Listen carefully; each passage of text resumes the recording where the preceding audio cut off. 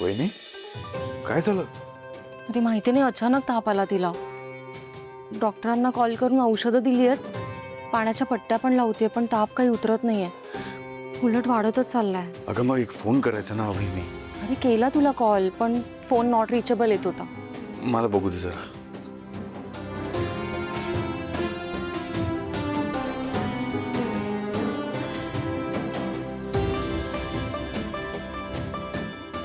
खरंच खूप ताप आहे तिला.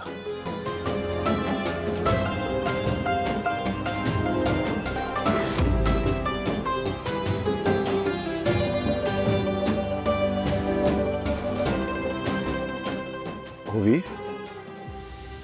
हे बाळा, अभिचाई मला भेटायचंय.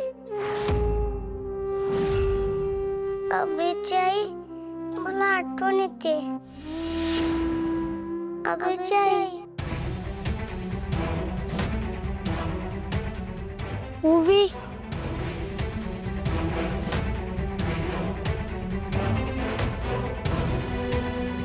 आई आई उठ ना. आई उठ ना ग. उठ ना आई उठ ना ग. अबीर आई अबीर काय झालं एवढ्या रात्री आलास तू? तू ठीक आहेस ना बाळा? मी ठीक असतो बघ, पण आपल्या ओवी तिला काहीतरी झालं असतं. असं का बोलतोस तू? काय झालं ओवीला? मला नसतं माहित, पण मला तिचा एकदमच आवाज ऐकू आला असतो की ग ती खूप रडत होती. प्लीज तू एकदा ओवीच्या बाबांना फोन करून विचार ना ग. अबीर अबीर बाबू शांत. ओवी सुरक्षित असेल बाळा, तिला काहीच झालं नसेल. मला असं वाटतंय की तुला वाईट स्वप्न पडलं असेल. कदाचित रात्री झोपताना तू ओवीचाच विचार करून झोपला असेल, म्हणून तेच विचार येत असतील डोक्यात. ठीक आहे? नाही ग, ते स्वप्न नसतं. मला तिचा आवाज स्पष्ट ऐकू आला असतो बघ. आई ओवी कसले तरी प्रॉब्लेम मध्ये असते. प्लीज एकदा ओवीच्या बाबांना फोन करून विचार ना ग. म्हणतो मी, फोन कर ना ओवीला. अबीर बाळा ऐक, आपण नाही फोन करू शकत त्यांना. म्हणजे आत्ता फोन नाही करू शकत, खूप रात्र झाली आहे ना बाळा. आता जर आपण त्यांना फोन केला ना तर तिच्या घरचे सगळेच टेन्शन मध्ये येतील, हो की नाही? आपण एक काम करूया, उद्या उठल्या उठल्या तिला आधी फोन करूया. ठीक आहे? अगं आई, आता ओवी तिकडे रडत असेल आणि आपण उद्या सकाळी फोन करून काय उपयोग. प्लीज फक्त फोन करून तू एवढंच विचार की ओवी कशी असते. आई प्लीज ग. अबीर बाळा शांत हो. ओवी सुरक्षित असेल, तिच्या घरचे आहेत तिच्यासोबत. ठीक आहे? तू उगाच काळजी नको करूस. मी बोलले ना, उद्या आपण सकाळी तिला फोन करूया. नाही, आता झोप तू माझ्यासोबत. ये इथे झोप. ये झोप.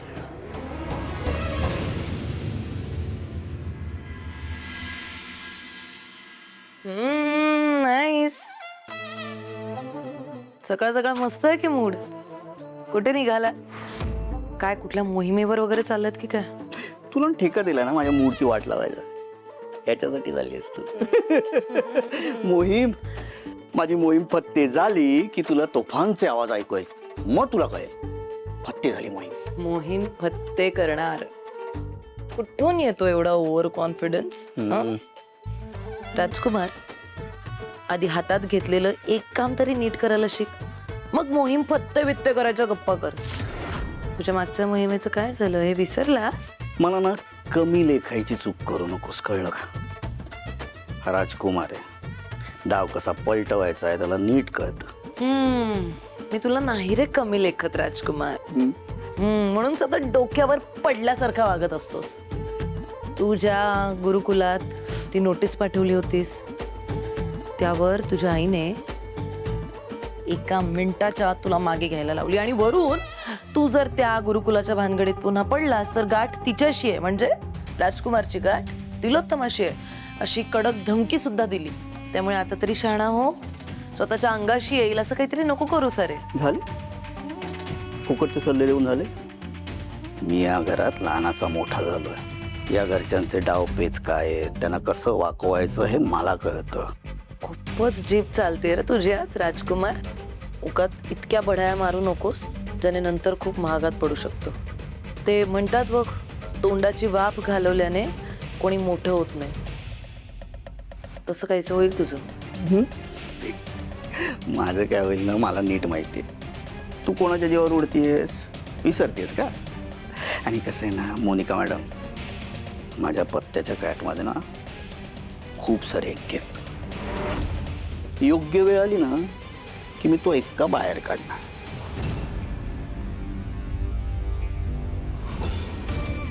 हा इतका बिनडोक मंदबुद्धी माणूस इतक्या मोठ्या मोठ्या बाता कॉन्फिडेंटली कशा मारू शकतो मला खरंच नाही कळत. कुठल्या हुकुमाच्या इतक्याबद्दल बोलत होता आता हा? याला सावलीबद्दल तर नसेल ना कळलं? काहीतरी नॉनसेन्स बडबड करून जातो आणि मला टेन्शन देतो. जर ह्या पिट्टू बुद्धीला सावलीबद्दल कळलं तर माझा प्लॅन इथेच संपेल. काहीही करून मला बावळटाच्या डोक्यात नक्की काय सुरू आहे हे शोधावं लागणार आहे.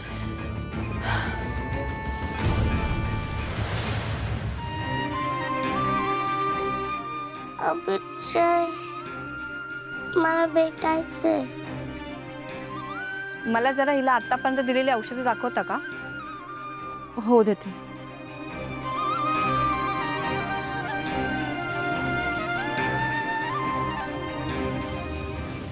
औषधं तर बरोबर आहेत. या औषधाने तिचा ताप उतरायला हवा होता, पण अजूनही हिचा ताप 102च्या खाली आलेला नाहीये. याचा सरळ अर्थ असा आहे की हिला कोणतंही साधं व्हायरल इन्फेक्शन नक्कीच नाहीये. इन्फेक्शन नाही आहे? मग काय? नाही म्हणजे असं अचानक ताप आला तिला, लक्षणं पण नव्हती. कसे मिस्टर सारंग, मेडिकल भाषेत सांगायचं झालं तर मला ही सायकोसोमॅटिकची केस वाटते. सायकोसोमॅटिक म्हणजे? डॉक्टर नेमकं काय झालं आमच्या ओवीला? सायकोसोमॅटिक म्हणजे एकदम सोप्या भाषेत सांगायचं तर आपल्या शरीराला कोणतीही दुखापत किंवा आजार नसतो, पण आपल्या मनावर एखादा मोठा आघात होतो किंवा मानसिक ताण येतो तेव्हा त्याचा थेट परिणाम आपल्या शरीरावर होतो. तसंच ओवीच्या मनाला सुद्धा काहीतरी खूप खोलवर लागलेलं आहे, त्यामुळे ती प्रचंड अस्वस्थ आहे आणि जोपर्यंत तिच्या मनावरचा ताण हा हलका होत नाही तोपर्यंत औषधाने तिचा ताप उतरणारही नाही. बापरे.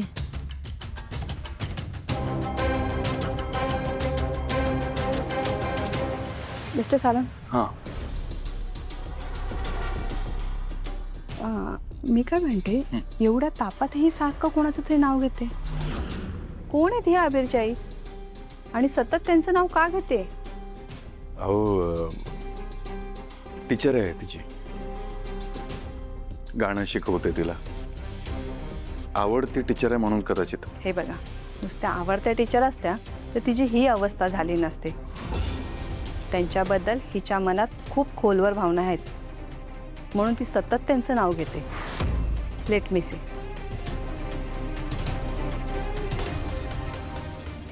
ओवी बाळा, तुला भेटायचे का तुझ्या टीचरला? ए ओवी बाळा, अभिरच्या आईला भेटायचे का तुला? हो, मला भेटायचंय.